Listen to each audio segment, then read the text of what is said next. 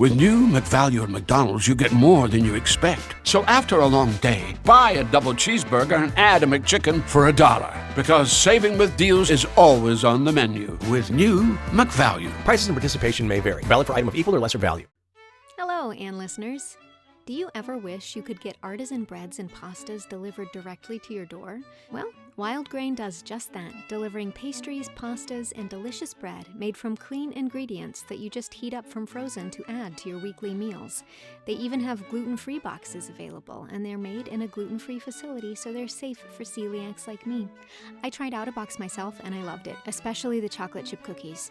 And for every membership, Wild Grain donates 4 meals to the Greater Boston Food Bank. If you'd like to give Wild Grain a try, head to the link in the description and use my code MKWILES for 10% off your first box.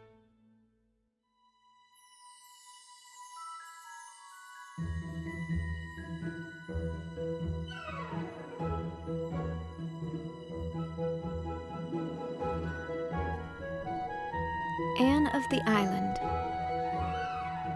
Chapter 40. A Book of Revelation. The Irvings came back to Echo Lodge for the summer, and Anne spent a happy 3 weeks there in July. Miss Lavender had not changed. Charlotta IV was a very grown-up young lady now, but still adored Anne sincerely. When all's said and done, Miss Shirley, ma'am, I haven't seen anyone in Boston that's equal to you, she said frankly. Paul was almost grown up too. He was 16. His chestnut curls had given place to close-cropped brown locks, and he was more interested in football than fairies. But the bond between him and his old teacher still held. Kindred spirits alone do not change with changing years.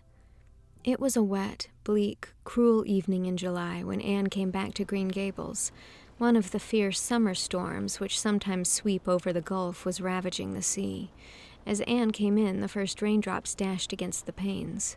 Was that Paul who brought you home? Asked Marilla. Why didn't you make him stay all night? It's going to be a wild evening. He'll reach Echo Lodge before the rain gets very heavy, I think. Anyway, he wanted to go back tonight. Well, I've had a splendid visit, but I'm glad to see you dear folks again. East, west, home's best. Davy, have you been growing again lately? I've growed a whole inch since you left, said Davy proudly. I'm as tall as Milty Boulter now. Ain't I glad? He'll have to stop crowing about being bigger. Say, Anne, did you know that Gilbert Blythe is dying? Anne stood quite silent and motionless, looking at Davy. Her face had gone so white that Marilla thought she was going to faint. Davy, hold your tongue, said Mrs. Rachel angrily. Anne, don't look like that. Don't look like that. We didn't mean to tell you so suddenly. Is it true? Asked Anne in a voice that was not hers. Gilbert is very ill, said Mrs. Lynde gravely. He took down with typhoid fever just after you left for Echo Lodge. Did you never hear of it? No, said that unknown voice. It was a very bad case from the start. The doctor said he'd been terribly run down. They've a trained nurse and everything's been done. Don't look like that, Anne. While there's life, there's hope. Mr. Harrison was here this evening, and he said they had no hope of him, reiterated Davy. Marilla, looking old and worn and tired, got up and marched Davy grimly out of the kitchen. Oh, don't look so dear, said Mrs. Rachel, putting her kind old arms about the pallid girl. I haven't given up hope. Indeed, I haven't. He's got the blithe constitution in his favor. That's what. Anne gently put Mrs. Lynde's arms away from her, walked blindly across the kitchen, through the hall, up the stairs to her old room. At its window she knelt down, staring out unseeingly. It was very dark. The rain was beating down over the shivering fields. The haunted wood was full of the groans of mighty trees wrung in the tempest, and the air throbbed with the thunderous crash of billows on the distant shore. And Gilbert was dying. There is a book of Revelation in everyone's life, as there is in the Bible. Anne read hers that bitter night, as she kept her agonized vigil through the hours of storm and darkness. She loved Gilbert, had always loved him. She knew that now. She knew that she could no more cast him out of her life without agony than she could have cut off her right hand and cast it from her. And the knowledge had come too late even for the bitter solace of being with him at the last. If she had not been so blind, so foolish, she would have had the right to go to him now. But he would never know that she loved him. He would go away from this life thinking that she did not care.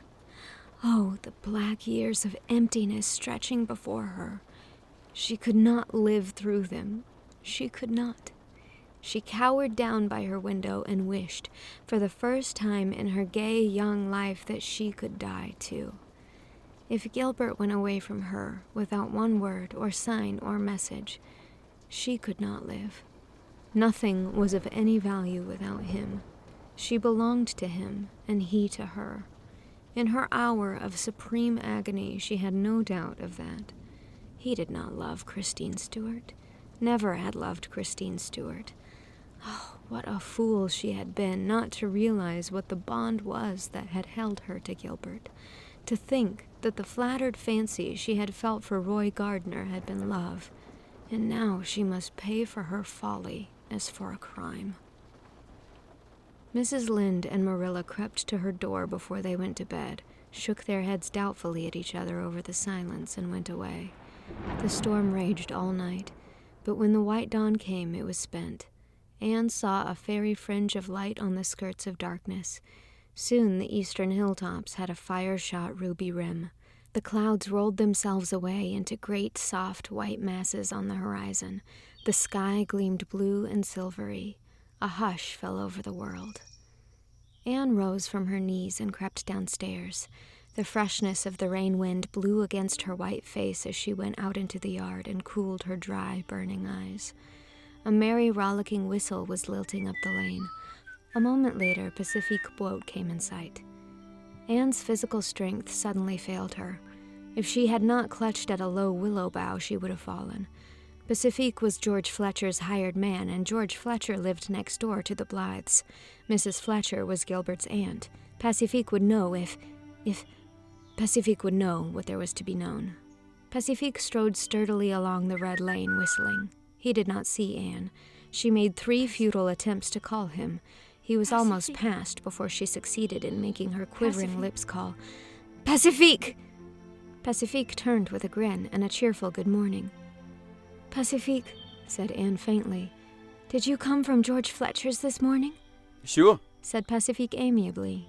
I got the word last night that my father, he was sick.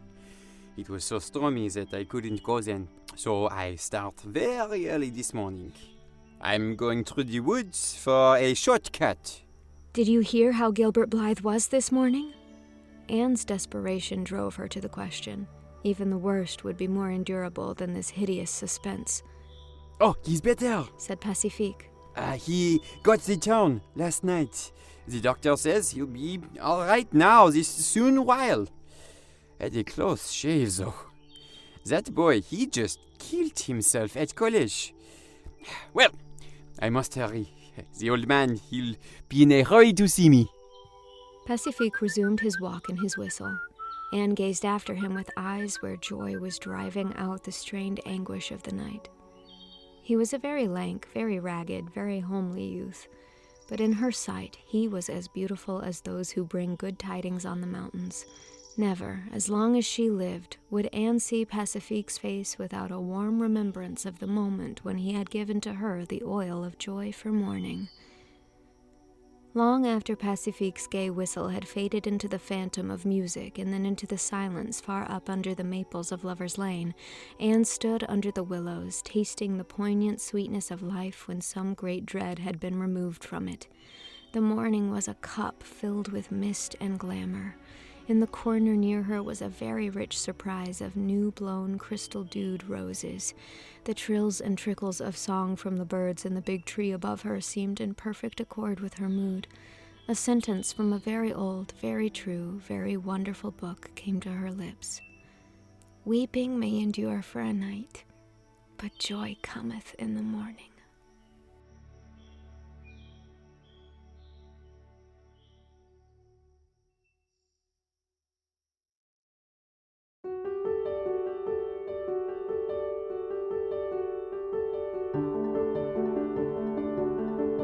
That was Anne of the Island, Chapter 40.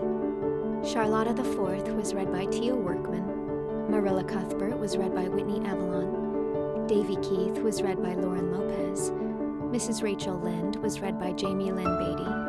Pacifique Boat was read by Mark Jacobson. And Anne Shirley was read by me, Mary Kay Wiles. It is also recorded and edited by me. Special thanks to patrons Rachel Belinsky, Larissa Jones, Katie, Deborah Shapiro, and Phoebe Shaylor. Executive produced by Allie Bertz-Brown, Warren Day, Jane Leach, Lisel, Perrine, and Justin Waterman. Support this project on Patreon at patreon.com/mkwiles to get access to the entire book, early episodes, ad-free episodes, and more. Thank you very much for your support. Chapter 41, the final chapter, will be coming next week. When you think about businesses that are selling through the roof, Allbirds or Skims, sure, you think about a great product, a cool brand, and brilliant marketing. But an often overlooked secret is actually the businesses behind the business making selling, and for the shoppers buying, simple. For millions of businesses, that business is Shopify. Nobody does selling better than Shopify, home of the #1 checkout on the planet. And the not-so-secret secret, with ShopPay, that boosts conversions up to 50%, meaning way less carts going abandoned and way more sales going... So if you're into growing your business, your commerce platform better be ready to sell wherever your customers are scrolling or strolling on the web, in your store, in their feed, and everywhere in between. Businesses that sell more sell on Shopify. Upgrade your business and get the same checkout Skims uses. Sign up for your $1 per month trial period at shopify.com/audioboom. All lowercase. Go to shopify.com/audioboom to upgrade your selling today. Shopify.com/audioboom.